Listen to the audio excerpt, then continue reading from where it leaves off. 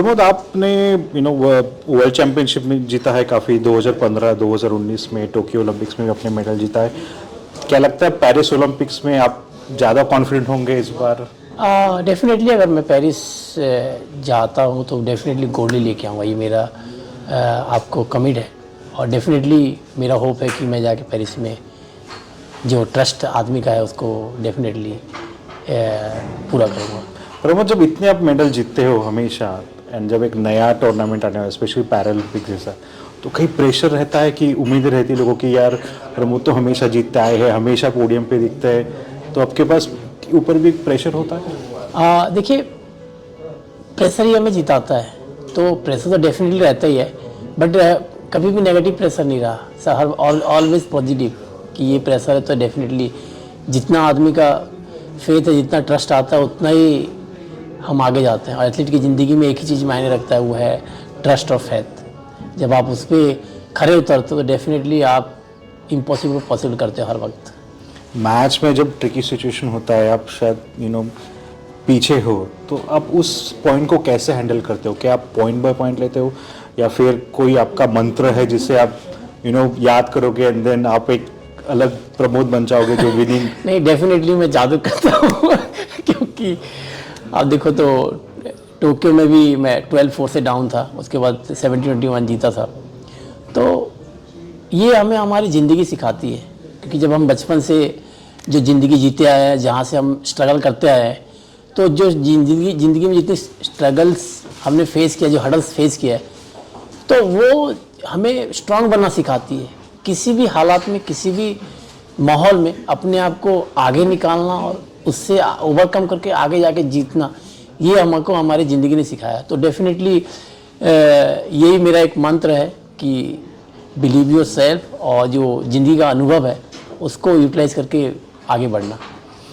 हम देख रहे पिछले कुछ साल से पैरालंपिक्स की अवेयरनेस इंडिया में काफ़ी हो रही है, तो क्या इसके साथ गवर्नमेंट, पीसीआई एंड कॉर्पोरेट्स, इनका भी काफ़ी सपोर्ट आपको मिल रहा है?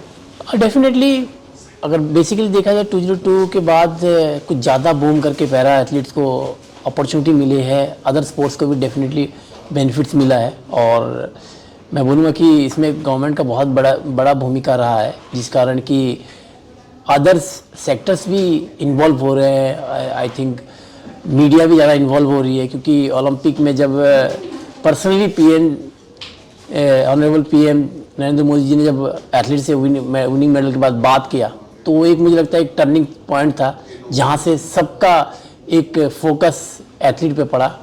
और उसी की बदौलत मुझे लगता है कि इतना बूम कर रहे थे पैरा एथलीट्स और नॉर्मल एथलीट्स भी, जो है कि जो स्पोर्ट्स को बढ़ावा मिल रहा है। Not only government, private sector also, और मीडिया ऑल्सो, सब कोई बहुत फोकस्ड है। और डेफिनेटली इसका बेनिफिट्स तो एथलीट को मिलता है और कंट्री को भी मिलता है, कि जब आपके पास इतना फोकस आता है तो डेफिनेटली आप कुछ कर गुजरने की ख्वाहिश रखते हैं और इरादा रखते हैं और एम करते हैं। और वो जब आप कुछ कर गुजरने की इरादा रखते हो तो डेफिनेटली आप कुछ कर गुजर जाता है।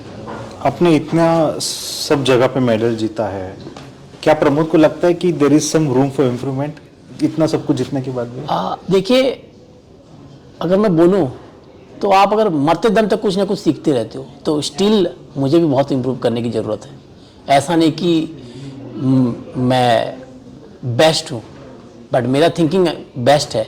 बट ये है कि हमें हर वक्त कुछ ना कुछ सीखना चाहिए, वो चाहे छोटे बच्चे हो या चाहे छोटा टूर्नामेंट हो या बड़ा टूर्नामेंट हो, हम हर वक्त कुछ ना कुछ सीखते हैं। और जब हम सीखते हैं तभी हम आगे बढ़ते हैं। अगर जहाँ हम सीखना बंद कर देते हैं तब हम वहाँ रुक जाते हैं। तो मेरा मानना यही है कि आगे बढ़ते रहो, सीखते रहो, अपने गेम को इम्प्रूवमेंट करते रहो। क्योंकि आई थिंक मैं जब 2005 में खेलना चालू किया था, तो उस वक्त का गेम और इस वक्त के गेम में ज़मीन आसमान फ़र्क है। बट मैंने स्लोली स्टेप बाय स्टेप हर एक जगह पे हर एक चीज़ को पढ़ा, सोचा, समझा, इम्प्रूव किया और आगे बढ़ा, तब जाके आज मैं आपके सामने यहाँ खड़ा हूँ। और एक मुझे लगता है कि एक जो दौर है उसको मैंने गुजारा है, उस दौर के साथ कदम पे कदम मिला के आगे बढ़ा है, तभी जाके मैं यहाँ आया हूँ। और हर वक्त मैं सीखने की कोशिश करता हूँ, और जब कोशिश करते रहता हूँ तब मेरा जो रास्ता है, जो एम है, वो पूरा नीट एंड क्लीन होता है और मैं आगे बढ़ते रहता हूँ। पेरिस ओलंपिक्स में इस बार कह रहे हैं कि 35 मेडल जीतेंगे पैरालंपिक्स में, आपका क्या थॉट है? 35 एक फिगर अचीवेबल है?